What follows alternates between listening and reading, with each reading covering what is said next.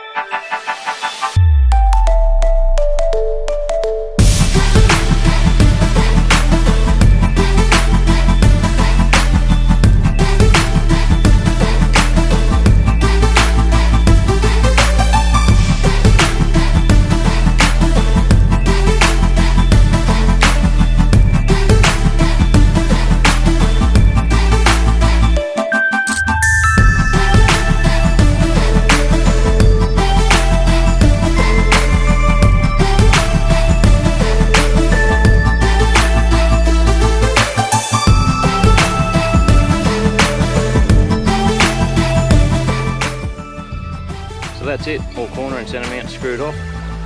Stick along for the next video, we'll show you how the rest of the system works when it's all connected in. Thanks guys.